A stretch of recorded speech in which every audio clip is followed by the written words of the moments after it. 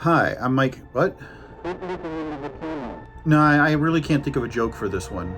No one likes my jokes anyway. They're third-rate dad jokes. I don't care. Just make a joke. Well, let's just go with it. Let's roll. Look, I got to put the kids to bed. All right. Hi, I'm Mike Siegel. I'm an astrophysicist. I write for Ordinary Times. This is The Throughput.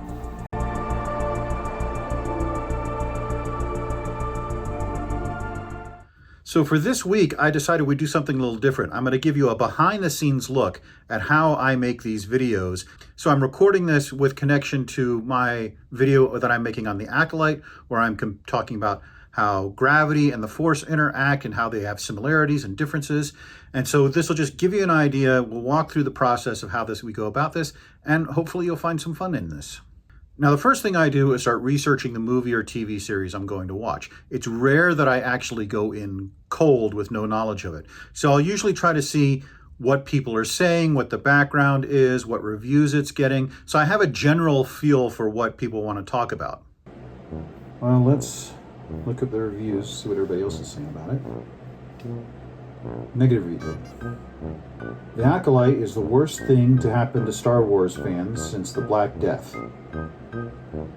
Not sure the timeline works out on that, but all right.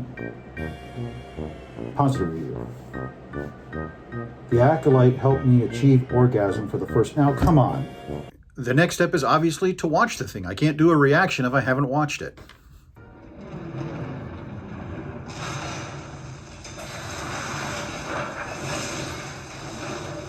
How is she going to survive that? That was a pretty hard impact.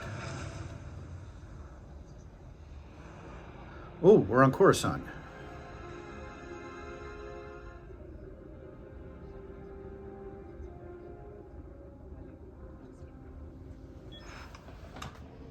What is it, Jackie?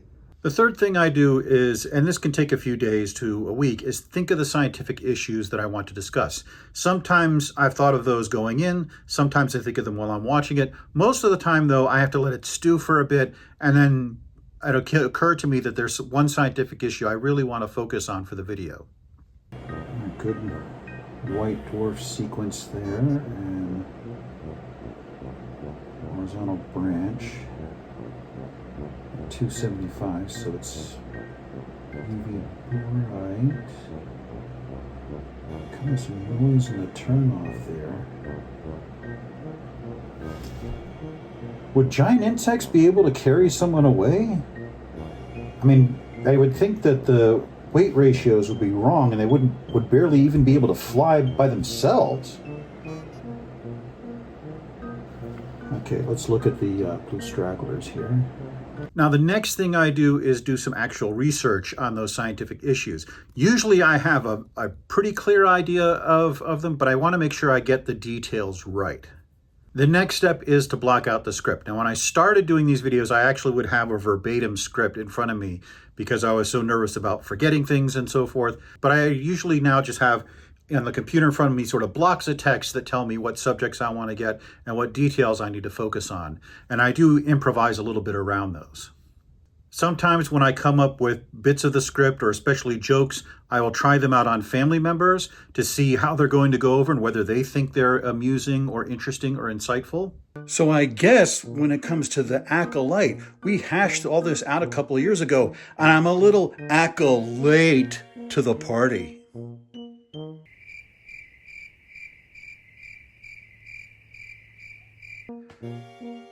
Okay, fine, I won't say that. I then do some research on YouTube creators who are more popular than I am, who are more successful, to see what they are doing that I could do differently, that I could emulate, that I could bring into my own oeuvre in order to make this channel more appealing. I'm kind of noticing a pattern in the videos and video makers who are popular. I think I know what I need to do.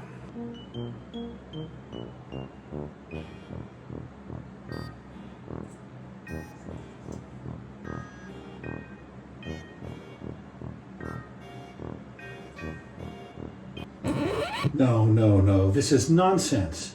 I look like the love child of J.D. Vance, and Bob Ross is trying to play offensive line for the Broncos. Finally, I sit down and record the video. There's usually about twice as much footage recorded as you actually see in the video that shows up on YouTube, partly because of bloopers and partly because I have a tendency to ramble on certain subjects. And so you see, the war was actually going okay until the Athenians decided to invade Syracuse. And that's where it just all went wrong for them and eventually led to their defeat. And that kind of reminds me of how the Jedi overextend themselves on this planet.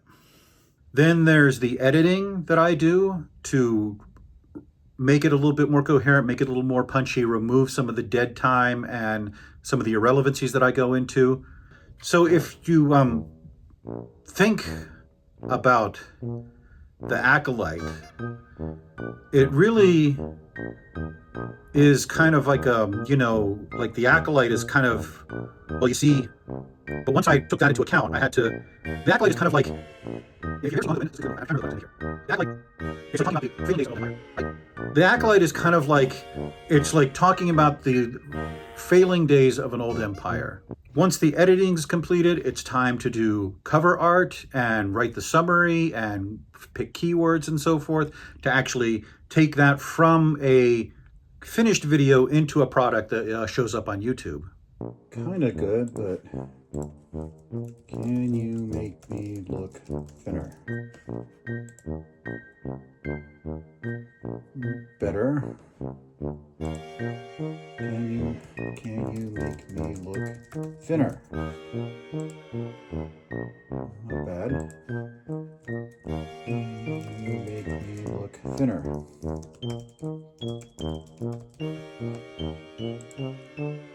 Okay, not that thin. And then after that, it's just enjoy the positive comments and rake in the cash. 10,000 views? That's like a whole $30. Wow. So the process really is that simple. I try not to make it more complicated than it needs to be. In the end, it's just sort of me talking at a camera and you watching on your computer and hoping that I have some connection between us, that my joy and love of science can come through to you.